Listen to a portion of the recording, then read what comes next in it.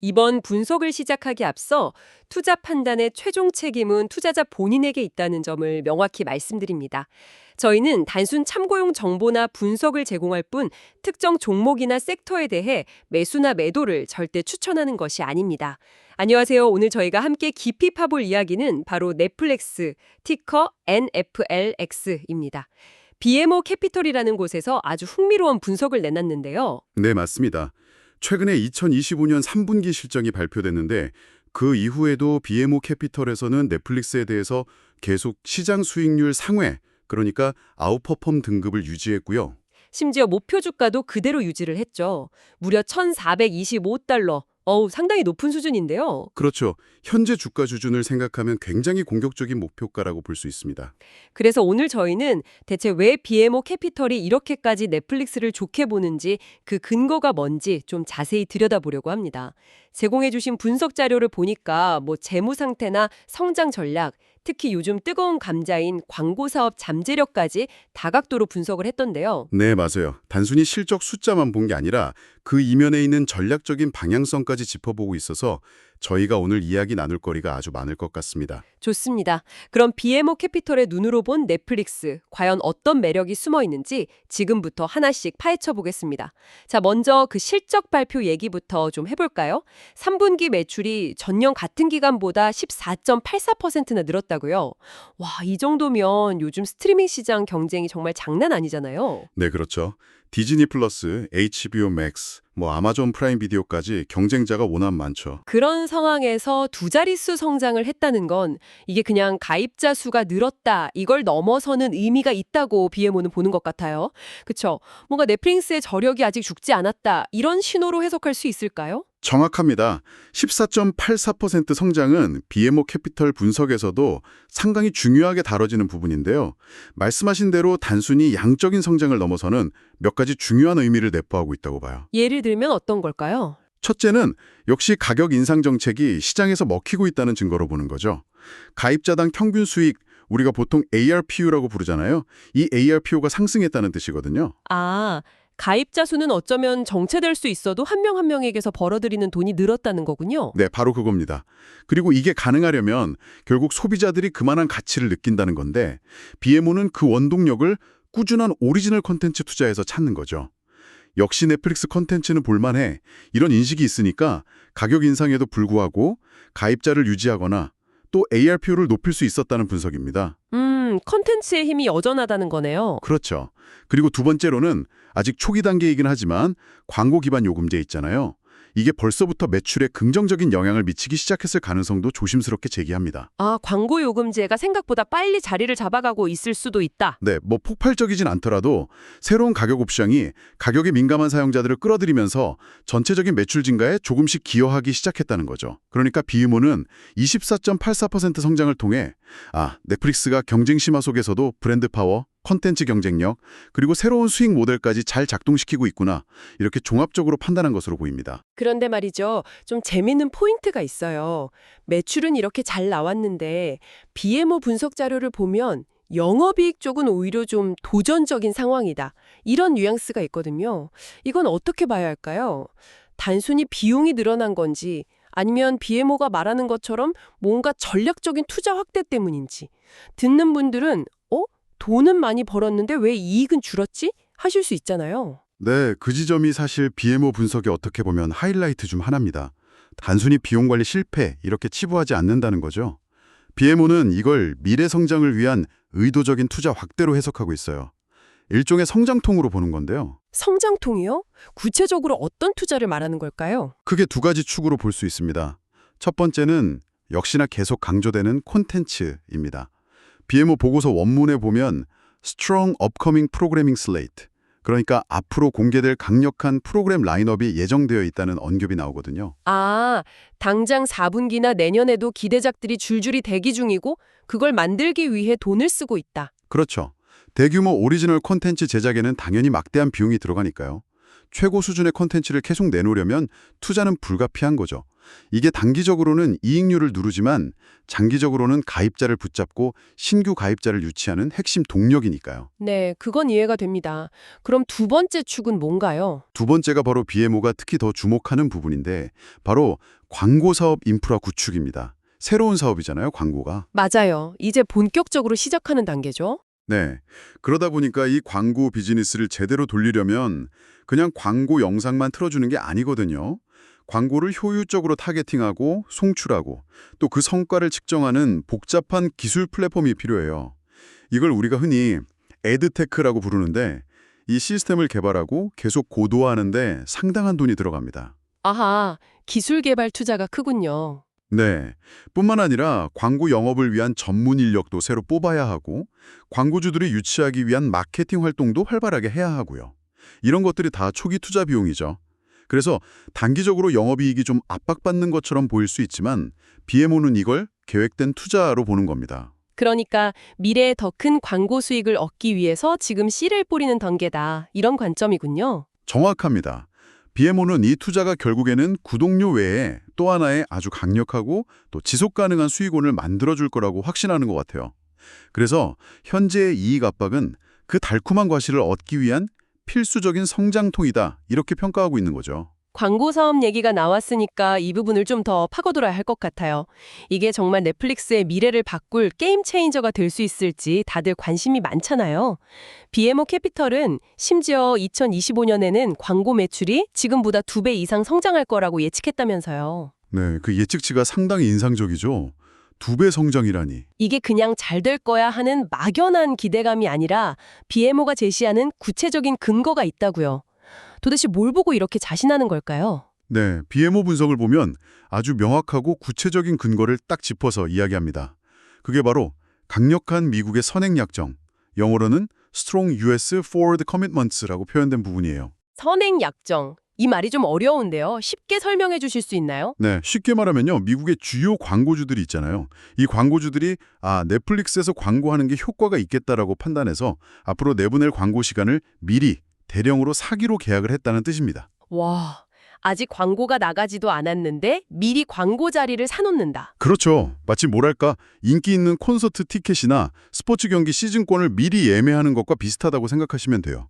광고주들이 넷플릭스라는 광고판의 가치를 높게 쳐서 미래의 광고 시간을 선점하려고 미리 돈을 내고 약속을 했다는 거죠. 와, 그게 강력하다라고 표현될 정도면 규모가 꽤 크다는 얘기겠네요. 네, BMO는 이 선행 약정을 아주 결정적인 지표로 보고 있어요. 왜냐하면 이게 미래 광고 매출의 가시성과 안정성을 엄청나게 높여주거든요. 가시성과 안정성이요? 네, 예를 들어서 경기가 갑자기 안 좋아지면 기업들이 광고 예산부터 줄이는 경우가 많잖아요. 그런데 이렇게 미리 계약을 해놓으면 넷플릭스 입장에서는 경기 변동과 상관없이 어느 정도 안정적인 광고 수입을 확보할 수 있게 되는 거죠. 불확실성이 확 줄어드는 겁니다. 아, 그렇군요. 이미 확보된 매출이 있으니까 예측이 가능해지는 거네요. 맞습니다. 특히 세계 최대 광고 시장인 미국에서 이런 선행 약정이 강력하다는 것은 광고주들이 넷플릭스가 가진 그 방대한 구독자 기반, 그리고 누가 뭘 보는지 아는 그 시청 데이터의 가치를 어마어마하게 인정하고 있다는 강력한 증거죠. 이미 상당한 광고 예산을 넷플릭스에 집행하기로 마음을 먹었다는 뜻이니까요. BMO는 이걸 보면서 넷플릭스 광고 사업 이거 시작부터 심상치 않다. 제대로 터지겠구나. 이렇게 판단하고 그 2배 성장 예측의 핵심 근거로 삼은 겁니다. 이야, 정말 놀라운데요. 광고주들이 이미 줄을 서서 넷플릭스 광고 자리를 선점하고 계약까지 마쳤다니 이건 뭐 단순한 잠재력 평가를 넘어서는 거잖아요. 진짜 말씀하신 것처럼 넷플릭스라는 광고 플랫폼 자체가 이미 시장에서 프리미엄 대접을 받고 있다는 증거로 봐도 무방하겠네요. 네, 정확히 그렇게 해석할 수 있습니다. BMO는 이 선행약정 현상을 보면서 넷플릭스의 비즈니스 모델 자체가 근본적으로 변하고 있다 이렇게 진단하는 것 같아요. 기존에는 오로지 구독료에만 의존했다면 이제는 구독과 광고라는 두 개의 강력한 엔진을 함께 돌리는 듀얼 엔진 구조로 진화하고 있다는 거죠. 듀얼 엔진이요? 그게 구체적으로 어떤 긍정적인 효과를 가져올 수 있을까요? 여러 가지가 있겠죠. 일단 첫 번째로 가장 명확한 건 시장 확대 효과입니다. 기존에는 넷플릭스 구독료가 좀 부담스러워서 망설였던 소비자들이 있잖아요. 네, 있죠. 특히 물가 오르고 그러면 더 부담되고요. 그렇죠. 그런 분들을 이 광고 기반 요금제가 흡수할 수 있게 되는 거죠. 가격 장벽을 낮춰서 새로운 시청자층을 끌어들일 수 있으니까 넷플릭스가 공략할 수 있는 전체 시장의 크기, 즉 TAM, 토탈 어드레스블 마켓 자체가 커지는 효과가 있습니다. 아, 더 많은 사람들을 넷플릭스 생태계 안으로 끌어들일 수 있다. 네, 그리고 두 번째로는 기존 구독자들에게도 선택지를 넓혀주는 효과가 있어요. 예를 들어 구독료도 올릴 때 나는 광고 좀 봐도 괜찮으니 더 싼 요금제를 쓰겠다 하는 사람도 있을 수 있잖아요. 그렇죠. 선택지가 많아지는 거니까요. 네, 그렇게 되면 고객 만족도도 높이고 또 구독 해지, 우리가 처닝이라고 하죠. 이 이탈률을 방어하는 데도 도움이 될 수 있습니다. 그리고 더 나아가서 넷플릭스가 가진 진짜 강력한 무기가 바로 그 방대한 시청 데이터잖아요. 누가, 언제, 어떤 장르의 콘텐츠를 얼마나 오래 보는지 이런 걸 속속들이 알고 있죠. 네, 맞아요. 추천 알고리즘 보면 정말 무서울 정도죠. 바로 그 데이터 분석 역량이 광고 사업과 만나면 엄청난 시너지를 낼 수 있다는 겁니다. 광고주 입장에서는 그냥 아무한테나 광고를 뿌리는 게 아니라 특정 제품이나 서비스에 관심 있을 만한 사람들에게 아주 정교하게 타겟팅해서 광고를 보여줄 수 있게 되죠. 아, 광고 효율이 극대화된다는 거군요. 맞습니다. 그러면 당연히 광고 효과가 높아지고 광고주들은 더 비싼 광고 단가를 지불할 용의가 생기겠죠.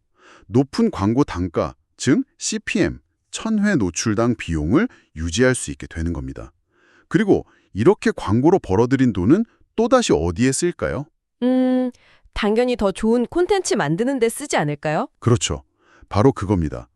매력적인 오리지널 콘텐츠를 더 많이 만들어서 가입자를 더 끌어모으고 늘어난 가입자 기반은 다시 광고주들에게 더 매력적인 플랫폼이 되고 광고 수익은 늘어나고 그 돈으로 또 콘텐츠를 만들고 이게 바로 BMO가 주목하는 강력한 선순환 구조입니다. 와, 정말 이상적인 그림인데요. 네, 그래서 BMO6은 광고 사업을 그냥 부가 수입원 정도로 보는 게 아니라 2025년, 2026년 넷플릭스 전체 실적 성장을 이끌어갈 핵심 동력, 키 드라이버로 평가하는 거고요. 이게 결국 넷플릭스의 기업 가치를 다시 한번 크게 끌어올릴 수 있는 잠재력을 가지고 있다. 이렇게 보는 겁니다. 자, 그럼 이제 BMO 캐피폴의 분석을 한번 종합적으로 정리해 볼 시간이 된 것 같습니다. 분명히 매출은 잘 나왔지만 영업이익은 단기적으로 좀 압박을 받고 있는 상황인데도 BMO는 여전히 시장 수익률 상회 등급에다가 목표 주가 1,425달러라는 아주 높은 평가를 유지하고 있어요. 결국 BMO가 이렇게까지 넷플릭스의 미래를 밝게 보는 가장 핵심적인 이유, 뭐라고 딱 정리할 수 있을까요? 이 단기적인 어려움보다 훨씬 더 중요하게 생각하는 장기적인 가치는 뭘까요? BMO의 시각은 확실히 단기적인 어떤 숫자나 지표의 변동보다는 넷플릭스가 지금 만들어가고 있는 더 큰 그림, 그러니까 장기적인 성장 동력과 비즈니스 모델의 진화에 초점을 맞추고 있다고 봐야 할 것 같아요. 더 큰 그림이요? 네. 핵심적으로 BMO는 넷플릭스가 지금 두 개의 아주 중요한 전환점을 성공적으로 넘어서고 있다, 이렇게 판단하는 것 같습니다. 두 개의 전환점이요? 첫째는 시장에서 계속 나왔던 이제 넷플릭스도 성장 둔화 아니냐 하는 우려 있잖아요. 이걸 이번 3분기 실적에서 보여준 그 견조한 매출 성장으로 딱 잠재웠다는 거죠. 핵심인 구독 비즈니스가 아직 건재하다는 걸 증명했다는 점. 이게 첫 번째고요. 네, 성장 우려를 불식시켰다. 둘째는 바로 광고라는 새로운 성장 엔진을 성공적으로 딱 점화시키기 시작했다는 점입니다. 앞에서 길게 얘기했던 그 강력한 미국 선행 약정 있잖아요. 이게 바로 그 증거죠. 광고 사업 잘 될까? 하는 의구심이 있었는데 이거 진짜 되네? 하는 구체적인 시그널을 확인했다는 겁니다. 아, 핵심 사업은 굳건하고 새로운 성장 동력은 성공적으로 출발했고 이 두 가지군요. 네, 그렇죠. 물론 지금 보이는 그 영업이익 압박은 분명히 단기적으로는 부담스러운 요인이 맞습니다. 하지만 BMO는 이걸 앞서 말씀드린 것처럼 미래를 위한 어떻게 보면 피할 수 없는 전략적 투자이자 성장통으로 해석하는 거죠. 네, 성장통. 지금 당장 콘텐츠 만들고 광고 기술 개발하고 사람 뽑는 데 돈이 많이 들어가지만 이게 결국에는 나중에 훨씬 더 강력한 수익 창출 능력과 현금 흐름으로 돌아올 거라는 강한 믿음이 있는 겁니다. 그러니까 BMO는 눈앞에 있는 단기적인 비용 증가라는 나무보다는 이 투자가 만들어낼 장기적인 성장이라는 울창한 숲을 보고 있다, 이렇게 표현할 수 있겠네요. 숲을 본다. 멋진 표현이네요. 그리고 이제 더 큰 그림에서 BMO가 궁극적으로 가장 높게 평가하는 건 뭐냐면 넷플릭스가 구축하고 있는 그 강력한 선순환 생태계, 영어로는 플라이휠 에코시스템이라고도 하는데요. 바로 그 자체인 것 같아요. 아까 말씀하신 콘텐츠, 플랫폼, 광고가 맞물려 돌아가는 구조 말씀이시죠? 네, 맞습니다. 다시 한번 정리하면 1. 정말 압도적인 오리지널 콘텐츠 경쟁력으로 전 세계에서 구독자를 끌어모으고 또 묶어둡니다. 이게 바로 플랫폼 파워죠. 2. 이렇게 확보된 엄청난 수의 구독자 기반과 그들의 시청 데이터는 광고주들한테는 정말 매력적인 광고판이 되는 거고요. 이게 광고 파워입니다. 3. 그리고 이 광고 사업에서 벌어들인 수익은 다시 어디로 가느냐? 새로운 고품질 콘텐츠 제작에 재투자되어서 플랫폼의 매력을 더욱더 강화시키는 거죠. 1, 2, 3이 계속 서로를 밀어주고 끌어주면서 점점 더 커지는 구조네요. 그렇죠. 이 세 가지 요소가 서로 끊임없이 시너지를 내면서 계속해서 성장하는 강력한 구조, 이걸 넷플릭스가 만들어내고 있다는 점.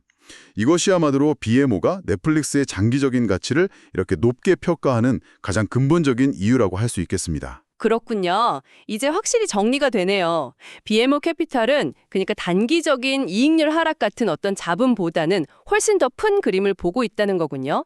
핵심 구독 사업은 여전히 탄탄하게 성장하고 있고 거기에 더해서 광고라는 아주 강력한 새 엔진이 성공적으로 시동을 걸었고 선행 약정이라는 구체적인 증거까지 나왔고 그리고 이 모든 것에 기반이 되는 콘텐츠 경쟁력과 그 선순환 구조가 너무나 강력하다는 것.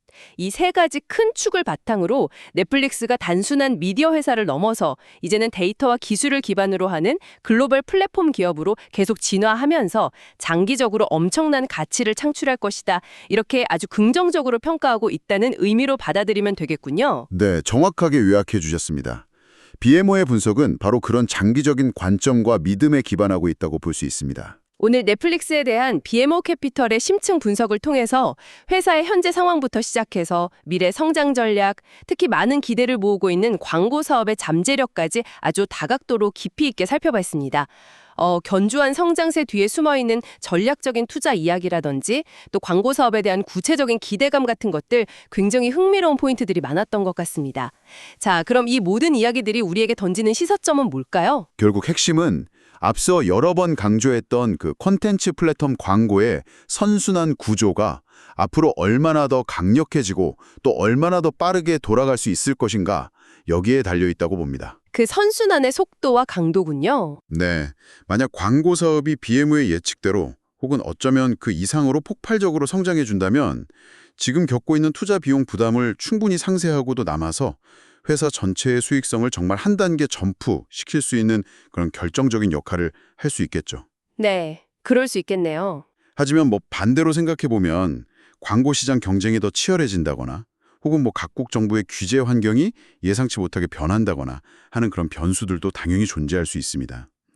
그래서 이 선순환의 고리가 과연 얼마나 탄탄하게 유지될지 그리고 얼마나 빠른 속도로 돌아갈 수 있을지 이걸 계속 지켜보는 것이 앞으로 넷플릭스의 기업 가치를 판단하는 데 있어서 가장 중요한 관전 포인트가 되지 않을까 싶습니다. 그렇군요. 결국 그 선순환 구조의 지속성과 확장성이 관건이라는 말씀이시네요. 자, 오늘 저희가 나눈 이야기를 바탕으로 청취자 여러분께서도 스스로에게 이런 질문을 한번 던져보시면 어떨까 싶습니다. 넷플릭스의 광고 사업 성장이 과연 현재 BMO가 예상하는 수준을 뛰어넘어서 정말 시장의 판도를 뒤바꿀 만한 게임 체인저가 될 수 있을까? 만약 그렇게 된다면 혹은 그렇게 되지 못한다면 어떤 외부적인 요인들, 예를 들어서 경쟁사들의 움직임이라든지 거시경제 상황의 변화 혹은 정부 규제 같은 것들이나 혹은 넷플릭스 내부의 전략 변화, 기술 투자 방향이라든지 요금제 개편 혹은 콘텐츠 전략 같은 것들이 가장 결정적인 영향을 미치게 될까? 광고주들의 초기 반응은 분명 뜨거워 보이는데 이게 과연 지속적인 고성장으로 이어질 수 있을지 또 그 과정에서 어떤 변수들이 중요하게 작용할지 한번 깊이 고민해 볼 만한 흥미로운 질문인 것 같습니다. 다시 한번 말씀드리지만 투자 판단의 최종 책임은 투자자 본인에게 있다는 점을 명확히 말씀드립니다. 저희는 단순 참고용 정보나 분석을 제공할 뿐 특정 종목이나 섹터에 대해 매수나 매도를 절대 추천하는 것이 아닙니다. 항상 여러분의 성공 투자를 기원합니다. 내용이 좋으셨다면 구독, 좋아요 부탁합니다.